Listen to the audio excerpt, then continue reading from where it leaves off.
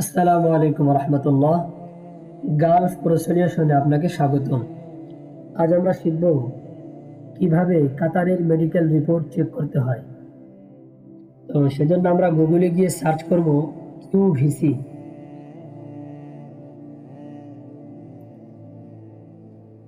এই যে এখানে কিউভিসির অফিসিয়াল ওয়েবসাইট শো করছে, আমরা এখানে ক্লিক করব। তারপর এখান থেকে আমরা ভাষা এবং দেশ সিলেক্ট করব। এই যে তীর চিহ্ন, এখানে ক্লিক করব।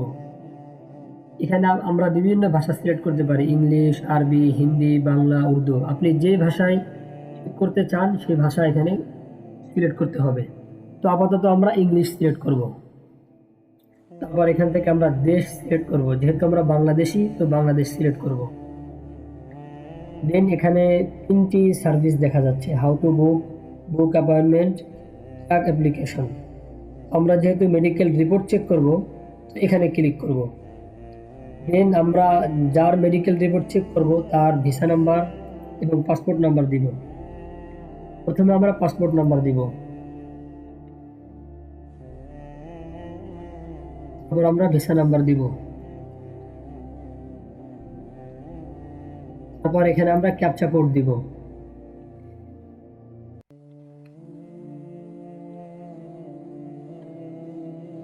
তারপর এখানে সাবমিটে ক্লিক করব।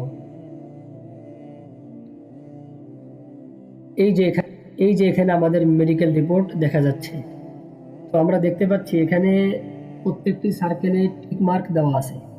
এরকম যদি প্রত্যেকটি সার্কেলে টিকমার্ক দেওয়া হয় তাহলে বুঝতে হবে আমাদের মেডিকেল কমপ্লিট এবং মেডিকেলে ফিট, আমাদের ভিসাও কনফার্ম। কিন্তু যদি কোনো একটি সার্কেলে টিকমার্ক দেওয়া না থাকে তাহলে বুঝতে হবে আমাদের মেডিকেল এখনও পরিপূর্ণ হয় নাই, কোনো একটা প্রসেস এখনও বাকি আছে। তো আমরা এখন দেখব যে এই প্রত্যেকটি সার্কেল কখন টিকমার্ক যুক্ত হয়। এই যে প্রথমে আছে application confirm, biometric enrolment complete, medical test complete, medical report submitted, result available with employer. তো আমরা যখন মেডিকেল ডেট নেই তখন এটা মার্ক যুক্ত হয়। তারপর যখন মেডিকেলে গিয়ে ফিঙ্গার দেওয়া হয় তখন এটি কমপ্লিট হয়। তারপর যখন আমাদের মেডিকেল পরিপূর্ণ হয়ে যায়, অর্থাৎ আমাদের এক্সরে, আই টেস্ট, যত পরীক্ষা আছে সবগুলো যখন হয়ে যায় তখন এটি টিকমার্ক যুক্ত হয়। তারপর যখন আমরা মেডিকেলে পরিপূর্ণরূপে ফিট হয়ে যায়, অর্থাৎ পরীক্ষা নিরীক্ষা আমাদের মেডিকেল যখন সাকসেস হয় তখন মেডিকেল রিপোর্ট সাবমিট, এখানে টিকমার্ক যুক্ত হয়। আর মেডিকেল রিপোর্ট সাবমিট যখন টিকমার্ক যুক্ত হয় সাথে সাথে এটিও হয়ে যায়। তো সাধারণত এই প্রথম 3টি অটোমেটিক হয়ে যায়, এখানে কারো কোনো সমস্যা হয় না। কিন্তু 4 নম্বর যে সার্কেলটি আছে এখানে সাধারণত 4 ধরনের স্ট্যাটাস আমরা দেখতে পাই। আমাদের মেডিকেলের কন্ডিশন অনুযায়ী 4 ধরনের স্ট্যাটাস আমরা দেখতে পাই। প্রথমে যখন আমাদের মেডিকেল টেস্ট কমপ্লিট হয় তখন এখানে দেখায় ল্যাব রিপোর্ট পেন্ডিং, অর্থাৎ আমাদের টেস্ট, আমাদের এক্সরে, আমাদের সব কিছু ল্যাবে পরীক্ষারত আছে। তো সেজন্য এখানে দেখায় ল্যাব রিপোর্ট পেন্ডিং। তারপর যখন আমাদের মেডিকেল ল্যাবে পরীক্ষা নিরীক্ষার পর যখন আমাদের সব কিছু ওকে হয় তখন দেখায় মেডিকেল রিপোর্ট পেন্ডিং। তার কিছুক্ষণ পরেই দেখায় referral medical report with authorise signatory.